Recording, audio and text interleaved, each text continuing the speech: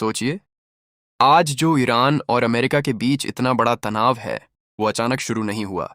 ये कहानी लगभग 70 साल पुरानी है। साल 1975, एक ऐसा मोड़ जहां सब कुछ बदल गया। ईरान में एक नेता थे, मोहम्मद मोसादेक। उन्होंने अपने देश के तेल पर खुद का नियंत्रण करने की कोशिश की, लेकिन यह बात अमेरिका और ब्रिटेन को मंजूर नहीं थी। और फिर एक गुप्त ऑपरेशन होता है। CIA की मदद से एक तख्ता पलट, कू, इसमें एक चुनी हुई सरकार को हटा दिया जाता है और एक शाह राजा को फिर से सत्ता में लाया जाता है। यहीं से ईरान के लोगों के दिल में एक गहरी बात बैठ जाती है। अमेरिका हमारे देश के अंदर दखल देता है।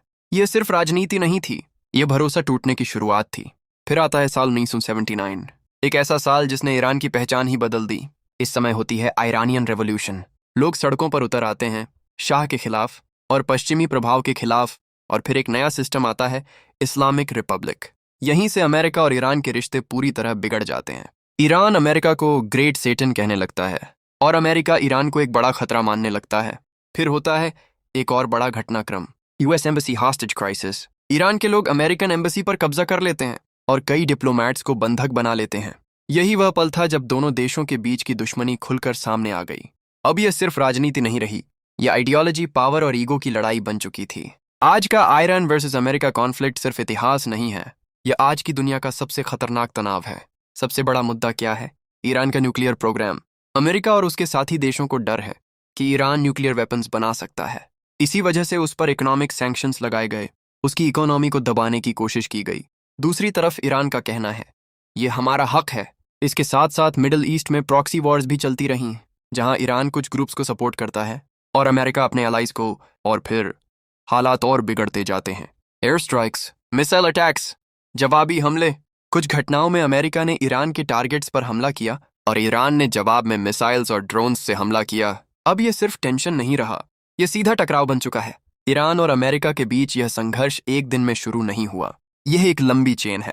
1953 का को 1979 की रेवोल्यूशन, न्यूक्लियर टेंशन और पावर पॉलिटिक्स। यह कहानी हमें एक गहरी बात सिखाती है, जब भरोसा टूट जाता है तो दुश्मनी पीढ़ियों तक चलती है। सोचिए, क्या ईरान वर्सेस अमेरिका की लड़ाई सिर्फ न्यूक्लियर या मॉडर्न पॉलिटिक्स की वजह से है?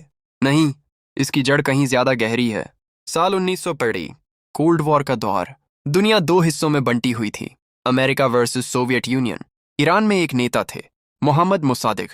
उन्होंने फैसला किया कि ईरान का तेल, ऑयल, अब विदेशी कंपनियों के नहीं बल्कि ईरान के कंट्रोल में होगा। यह कदम ब्रिटेन और अमेरिका के लिए सीधा खतरा था, क्योंकि मिडिल ईस्ट का ऑयल पूरी दुनिया की इकोनॉमी और पावर का बेस था। और फिर एक हिडन गेम खेला गया।